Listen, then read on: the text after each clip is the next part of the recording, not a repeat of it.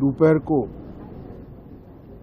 Air India की flight संख्या AI 171 दुर्घटनाग्रस्त हुई और कई पैसेंजर इसके अंदर हताहत होने की संभावनाएं हैं। इस घटना से पूरा देश क्षुब्ध है और पूरा देश एक साथ पूर्ण संवेदनाओं के साथ ये जो दुर्भाग्यपूर्ण हादसे में पैसेंजर हताहत हुए हैं, इनके परिजनों के साथ खड़ा है। सबसे पहले मैं भारत सरकार, गुजरात सरकार, भारत सरकार के प्रधानमंत्री जी और गुजरात सरकार की ओर से भी जो लोग हताहत हुए हैं, इनके परिजनों के प्रति गहरी संवेदना व्यक्त करता हूं। 10 ही मिनटों में हादसे के भारत सरकार के पास सूचना पहुंची। तुरंत ही मैंने मुख्यमंत्री जी, यहाँ के गृह मंत्री, होम डिपार्टमेंट के control room, civil aviation department, civil aviation मंत्री, सभी से संपर्क किया। प्रधानमंत्री जी का भी तुरंत ही फोन आ गया और भारत सरकार और गुजरात सरकार के सभी डिपार्टमेंट एक साथ होकर राहत और बचाव कार्य में लगे। इस विमान में कुल मिलाकर 230 यात्री देश के और विदेश के और 12 क्रू मेंबर सवार थे। इसमें से एक यात्री का बचने का अच्छा समाचार मिला है, मैं उनको मिलकर आया हूं। मृत्यु का आंकड़ा तो DNA परीक्षण और यात्रियों की पहचान के बाद ही अथॉरिटी अधिकृत रूप से घोषित करेगी, मगर जो यात्री बचा है उसको मैं मिलकर आया हूं। घटना के तुरंत बाद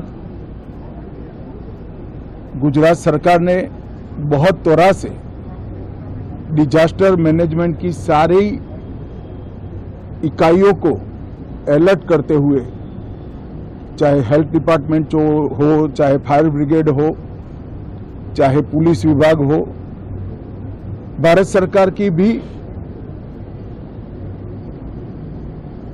CAPF को संपर्क कर सभी ने एक साथ मिलकर राहत और बचाव का कार्य चालू किया। मगर 1.25 लाख लीटर ईंधन विमान के अंदर ही था और लगभग गर्मी, तापमान इतना ऊंचा हो गया कि किसी को बचाने की मौका ही नहीं मिला। अब मैं घटना स्थान पर भी जाकर आया हूं। सारे यात्रियों के मृतदेह को बाहर निकालने का काम लगभग समाप्त हो चुका है। जितने यात्रियों के परिजन यहां पहुंच चुके हैं, वो सबका DNA लेने की कार्यवाही भी 2-3 घंटों में समाप्त हो जाएगी।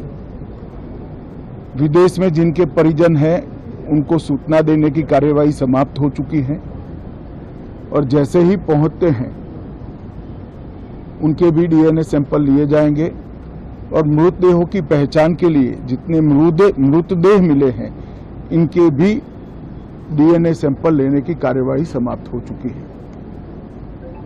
गुजरात में ही लगभग 1000 के आसपास DNA टेस्ट करने पड़ेंगे।